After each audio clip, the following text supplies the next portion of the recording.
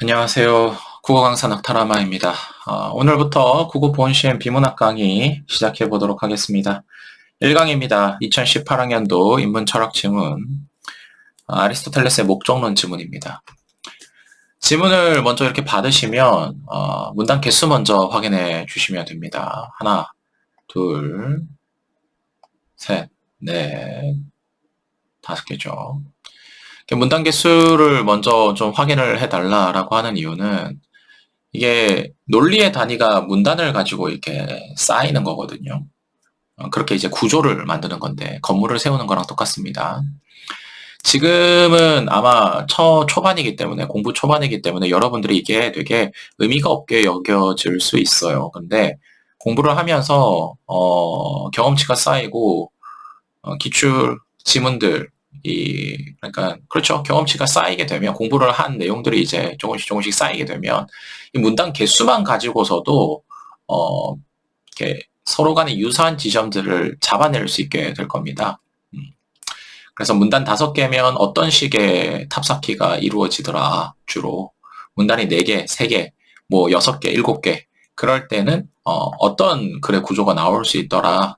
그런 구조가 나왔을 때 핵심 문장이랑 키워드는 어떤 패턴을 주로 띄고 문제는 어떤 식으로 나오고 이런 것들이 좀 미리 견적이 나와요.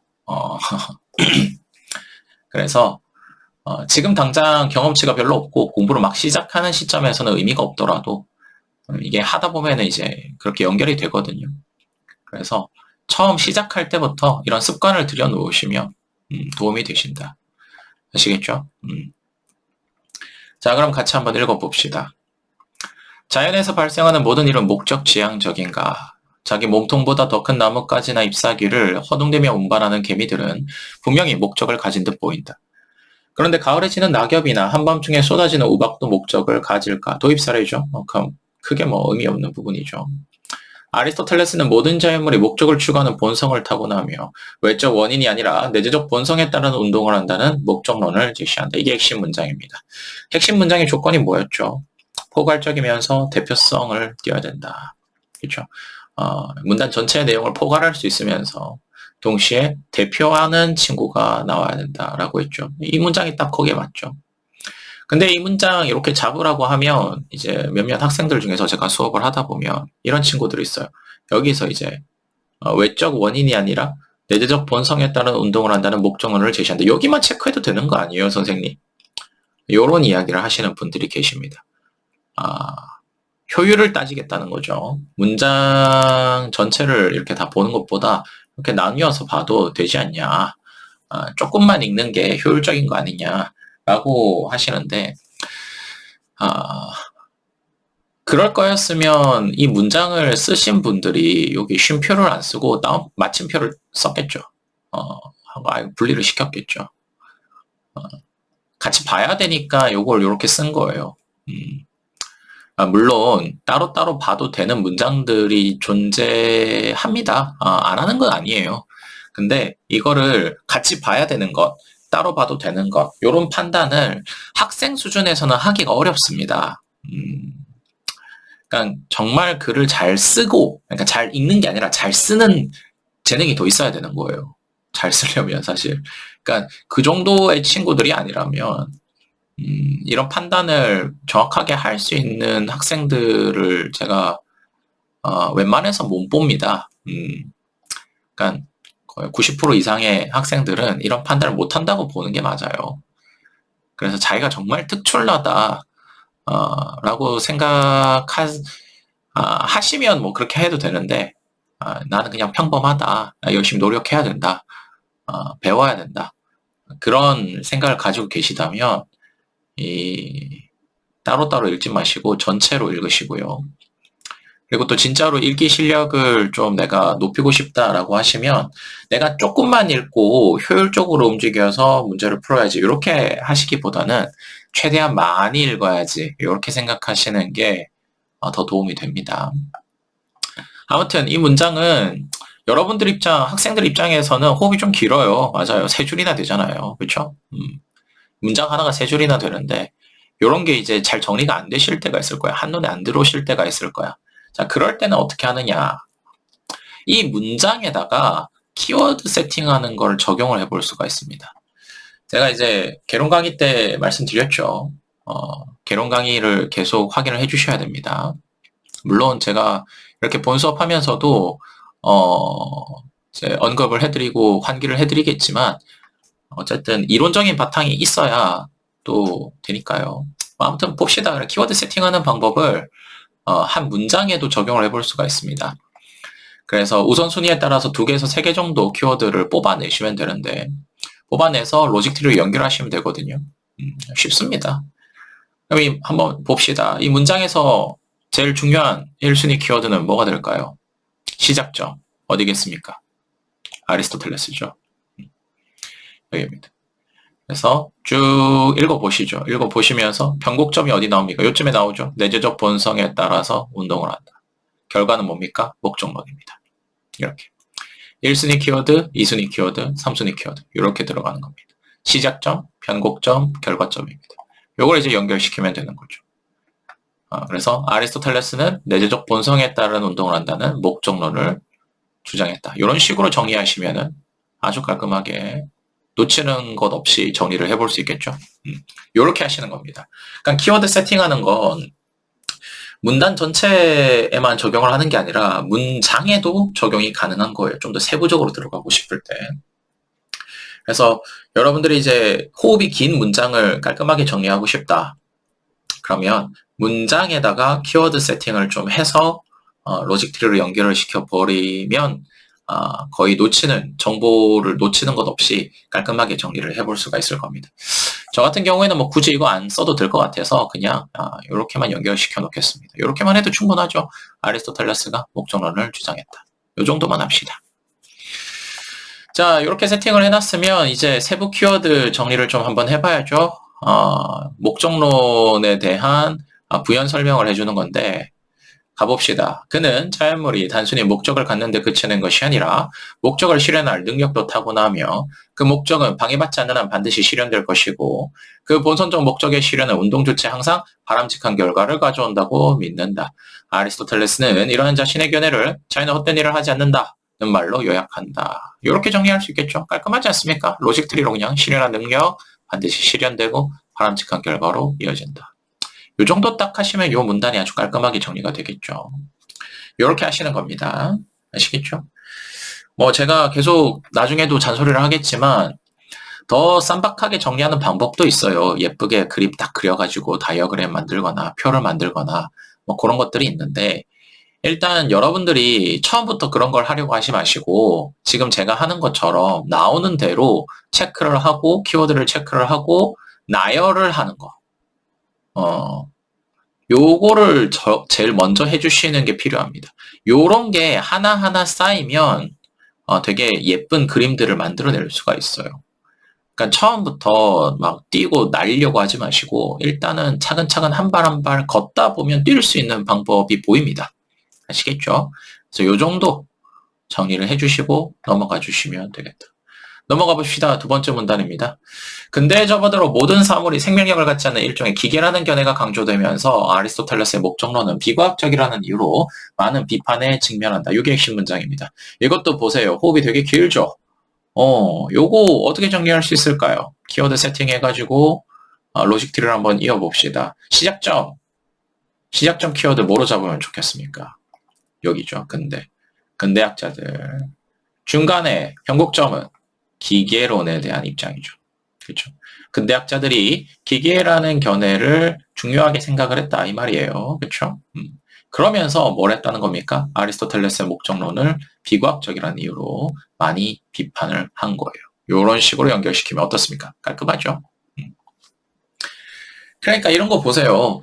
이런 거 볼 때도 쉼표 앞에 걸 날리고 그냥 아리스토텔레스의 목적론을 비판했다 이렇게만 하면은 어때요? 이 앞에 2개가 다 날아가잖아요. 그러면은 이게 아무것도 안 남아요. 이해되시죠? 이렇게 하시는 겁니다. 호흡이 길지만 이렇게 키워드를 잡아낼 수 있으면 깔끔하게 정리할 수 있다. 근대학자들이 기계론에 대한 뭐 긍정적인 입장을 바탕으로 아리스토텔레스의 목적론을 비판했다. 이런 이야기. 자, 넘어가 봅시다. 그래서 갈릴레이는 키워드 잡아야겠죠? 목적론적 설명이 과학적 설명으로 사용될 수 없다고 주장하며, 베이컨은 목적에 대한 탐구가 과학에 무익하다고 평가하고, 스피노자는 목적론이 자연에 대한 이해를 왜곡한다고 비판한다. 이들의 비판은 목적론이 인간 이외의 자연물도 이성을 갖는 것으로 의인화한다는 것이다.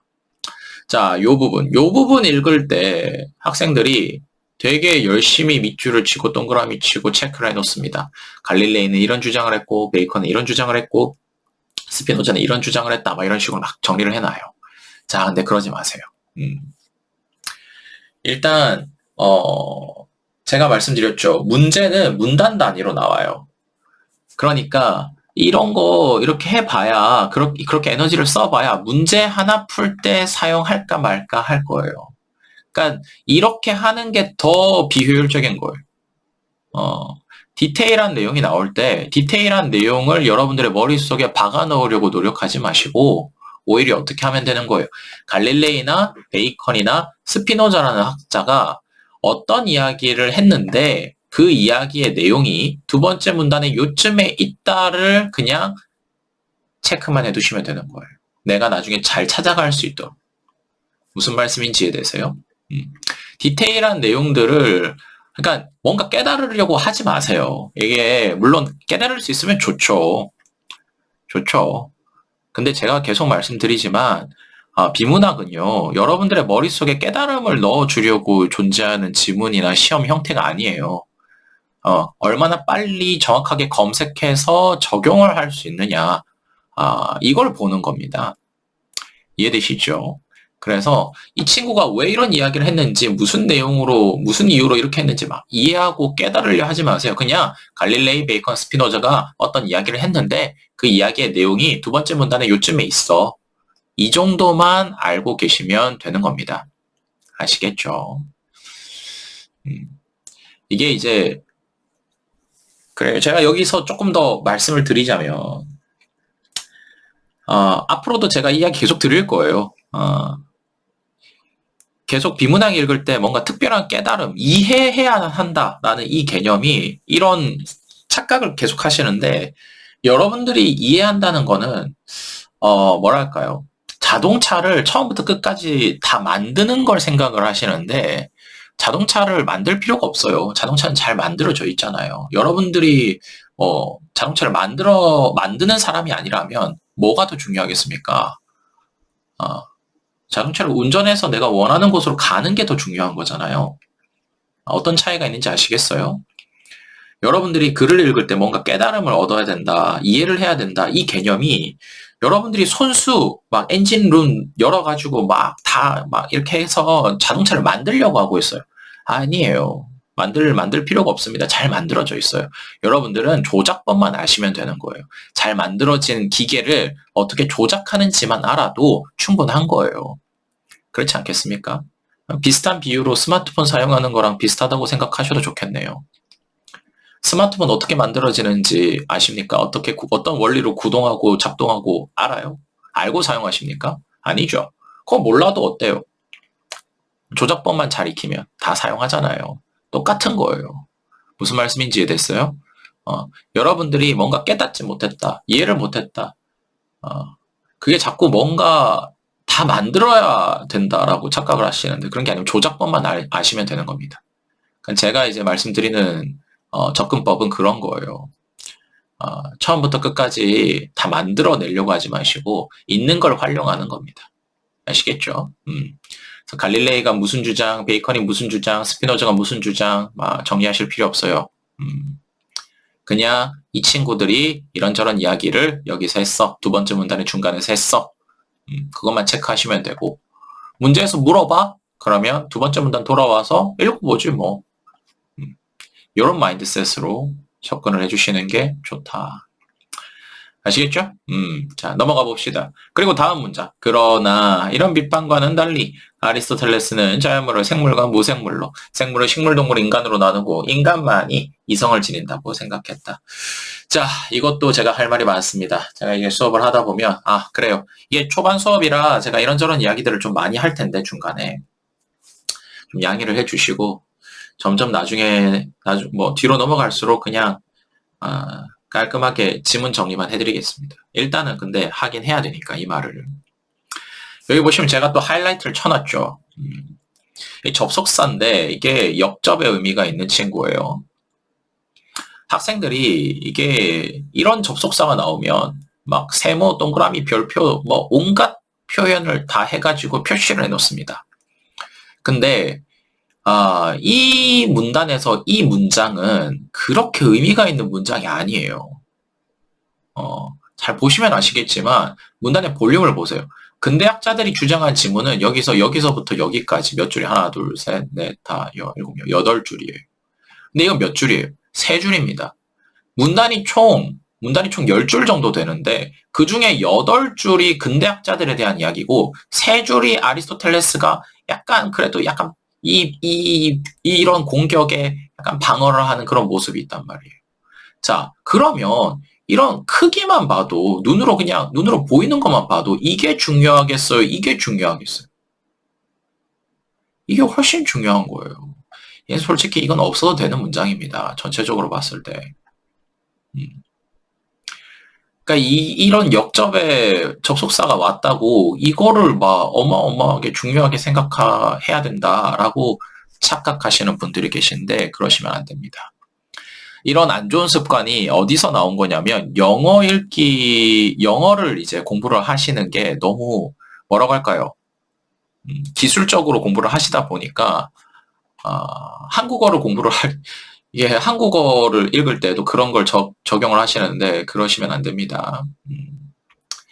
한국어에서 접속사 중요하지 않은 건 아닌데 여러분들이 영어 지문 읽으면서 접속사가 중요하다고 생각하는 것만큼 중요하지는 않아요. 아시겠죠? 이거 왜 그러냐면 언어적인 특징 자체가 좀 달라서 그렇습니다. 여기서 뭐 이런저런 이야기 다 할 수는 없고 어쨌든 한국어랑 영어는 어순도 다르잖아요. 이해되시죠? 중요하게 생각하는 지점이 다른 거예요. 그래서 제가 여기서 미리 말씀드립니다. 한국어에서는 접속사만 가지고 뭔가 중요하다고 판단하시면 절대로 안 돼요. 아시겠죠? 그래서 중요하지 않은 부분이다. 다만 그래서 저는 원래 정리를 안 하는데 그래도 있으니까 정리하고 싶으시면 뭐 아리스토텔레스가 뭔가 반박거리가 좀 있었다 정도만 체크를 해주시고 넘어가 주시면 좋겠다. 그렇게 되면 이제 논리 블럭이 2개가 나오는 거죠. 여기랑 여기. 그렇게 나오는 겁니다. 또 그런 이야기 하시는 분들도 계십니다. 그럼 이런 중요하지 않으면 안 읽어도 되겠네요. 안 읽어도 되는데 그걸 여러분들이 어떻게 판단하십니까? 안 되는 거예요. 그러니까 일단 읽으세요. 읽으시되 어떻게 해야 되는 겁니까? 좀 보니까 전체적인 내용은 요게 이제 주된 내용이고 요거는 그냥 보조적인 부분으로 그냥 약간 들어왔구나. 이 정도만 체크를 해두시고 넘어가시면 되는 겁니다. 아시겠죠? 읽긴 읽으셔야 돼요. 여러분들이 실전에서 이런 거 중간에 판단 안 됩니다. 넘어갑시다. 두 번째 문단 정리하면 이렇게 정리할 수 있는 겁니다. 깔끔하죠? 다음 세 번째 문단입니다. 일부 현대학자들은 근대 사상가들이 당시 과학에 기초한 기계론적 모형이 더 설득력을 갖는다는 일종의 교조적 믿음에 의존했을 뿐 아리스토텔레스의 목적론을 거부할 충분한 근거를 제시하지 못했다고 비판한다. 핵심 문장이죠. 이것도 어때요? 호흡이 되게 길죠. 정리 한번 해봅시다. 시작점 뭐로 잡으면 되겠습니까? 현대학자들은 근대 사상가들이 당시 과학에 기초한 기계론적 모형에 대해서 뭘 가지고 있어요? 의심을 하고 있죠. 그렇죠? 그래서 아리스토텔레스의 목적론에 대해서도 어떻습니까? 약간 질문을 던지고 있는 것처럼 보이지 않습니까? 사실 엄밀하게 말하면 비판을 하고 있는 건데 좀 더 나가면 비판을 하고 있다는 결론을 내릴 수는 있는데 이게 좀 불안하다 싶으시면 그냥 물음표만 넣으셔도 뭐 충분합니다. 깔끔하죠? 현대학자들이 기계론적 사고에 대한 의문을 바탕으로 목적론에 대해서도 의문을 제기하고 있다. 이렇게 정리하면 요 네 줄에 가까운 문장을 깔끔하게 정리할 수 있겠죠. 좋죠? 넘어가 봅시다. 이러한 맥락에서 볼로티는 근대과학이 자연의 목적이 없음을 보이지도 못했고 그렇게 하려는 시도조차 하지 않았다고 지적한다. 또한 우드필드는 목적론적 설명이 과학적 설명은 아니지만 목적론의 옳고 그름을 확인할 수 없기 때문에 목적론이 거짓이라 할 수도 없다고 지적한다. 이렇게 정리하면 어떻습니까? 깔끔하죠. 다시 한 번 더 말씀드리지만 볼로틴이 무슨 이야기했는지 우드필드가 무슨 이야기했는지 기억하려고 하지 마세요. 그냥 볼로틴과 우드필드가 여기서 이런저런 이야기를 했다 정도만 잡으시면 됩니다. 실력이 좋아지면 기억이 나요. 근데 실력이 별로 좋지 않거나 기억력이 좋지 않거나 하시면 기억이 안 날 거란 말이죠. 기억이 안 난다고 못하라는 법이 없어요. 그러니까 기억이 안 나면 그냥 요 정도만 기억을 해주시는 거예요. 아시겠죠? 자, 근데 이렇게 정리를 해놓고 보면 눈치 빠른 친구들 여기서 뭔가 말할 거리가 있을 것 같지 않습니까? 그렇죠? 잘 봐요. 두 번째 문단이 정리되는 방식이랑 세 번째 문단이 정리되는 방식이 어떻습니까? 똑같죠. 보세요. 근대학자들이 현대학자들이 기계론에 대한 입장을 바탕으로 목적론을 비판했다. 목적론의 의문을 제기한다. 어떻습니까? 구성이 똑같죠. 더 나아가서 이 몸통을 구성하는 키워드 세팅도 어떻습니까? 똑같죠. 학자들 이름 쭉 나오면서 이런저런 이야기. 학자들 이름 쭉 나오면서 이런저런 이야기. 어떻습니까? 똑같죠. 이게 논리의 흐름의 특징 중에 하나입니다. 무슨 말이냐? 논리의 흐름을 공유하는 논리의 단위들, 문단들은 어떻다? 모양새, 구성 이런 것들이 유사할 가능성이 굉장히 높습니다. 그래서 글을 읽을 줄 아는 애들이 빨리 읽을 수 있는 거예요. 이게 그냥 문장을 빨리 읽어서 혹은 글 읽는 걸 진짜 물리적으로 빨리 읽어서 속도가 붙는 게 아니라 구성이 비슷하다는 거를 알고 있기 때문에 두 번째 문단 읽으면서 정리한 걸 바탕으로 세 번째 문단을 정리를 해 나가니까 어떻게 되는 거예요? 속도가 빨라지는 거예요. 이게 구조라는 겁니다, 여러분. 구조는 이런 거예요. 막 되게 복잡하게 막 나온 그런 게 구조가 아니라 구조 영어로 뭐예요? structure입니다. 뭐예요? structure는 언제 쓰는 단어입니까? 이게 어떤 건물과 비슷한 무언가를 말할 때 structure라고 하잖아요. 그렇지 않아요? 이제 한국에 계신 분들은 거의 대부분은 아파트에 사실 텐데 대부분인가? 아무튼 그래요. 아파트에 살고 계신 분들은 이런 거 한번 떠올려 보시면 좋아요. 여러분들이 살고 있는 동과 호수가 있을 거 아닙니까? 그렇지 않아요? 동과 호수가 같으면 층수가 달라도 집의 구조는 어때요? 비슷하죠. 내부 인테리어는 다를 수 있어요. 하지만 그 거실이 있어야 되는 공간에는 거실이 있고 싱크대가 있는 공간에는 싱크대가 있고 욕실이 있는 공간에는 욕실이 있고 이게 똑같이 올라가는 거예요. 동과 호수가 같으면 층수가 달라도.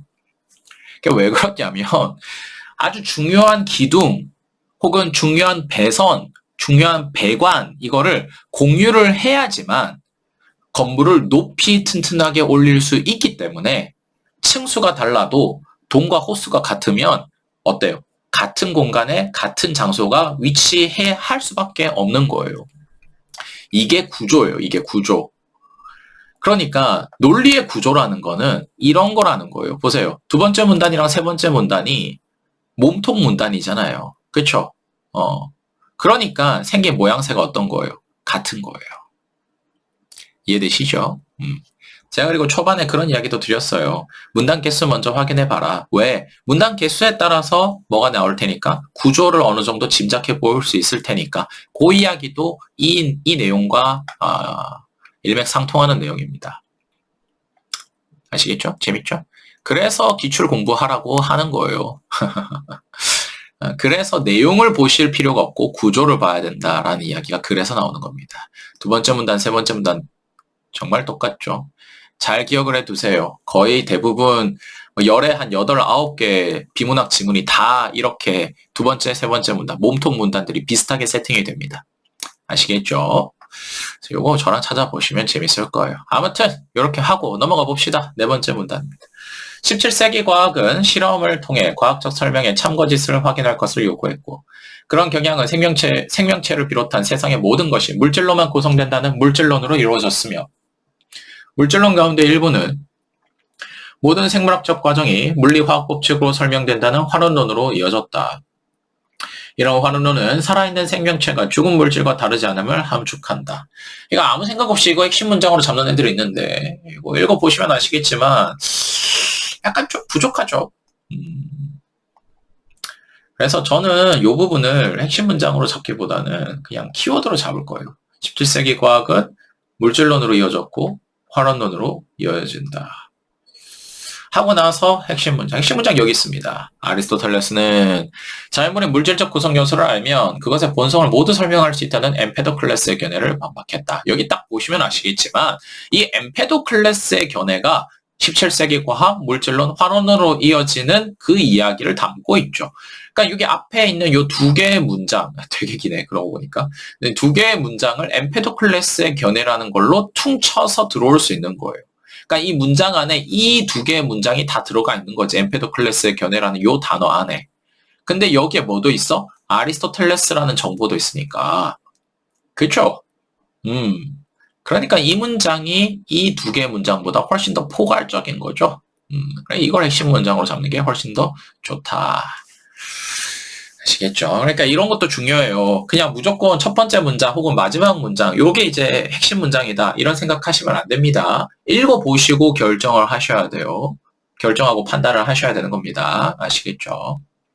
이거 정리하면 어떻게 할 수 있을까요? 아리스토텔레스랑 엠페도클레스가 서로 싸웠다라는 말인데 왜 갑자기 네 번째 문단에서 요런 뜬금없이 요런 게 나왔을까? 이거 눈치 빠른 친구들은 알겠지만 이 환원론을 설명해주고 있는 요 내용 요게 이제 엠페도클레스의 견해잖아요. 그쵸? 근데 이 환원론을 여기서 어떻게 설명해주고 있는지 좀 더 봅시다. 살아있는 생명체가 죽은 물질과 다르지 않음을 함축한다. 이렇게 돼 있죠. 어디서 많이 본 워딩 아닙니까, 이거? 예, 여기 있어요. 기계론을 설명할 때 어떻게 설명하고 있는지 한번 보세요. 모든 사물이 생명력을 갖지 않는 일종의 기계라는 견해가 여기 있죠. 이해됐어요? 그러니까 이게 보세요.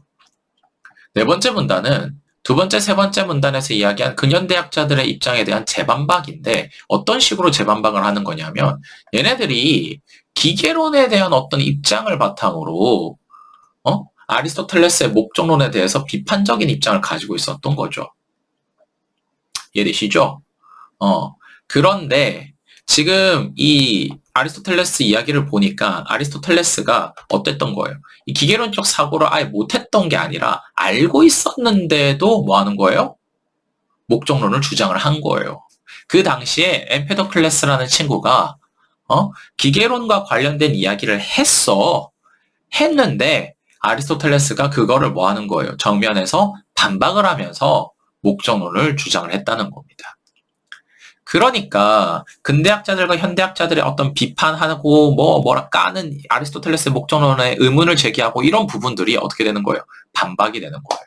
아리스토텔레스가 몰라서 그랬던 게 아니라 고려를 하지 않아서 그런 주장을 한 게 아니라 알고 있었는데 주장을 한 거야.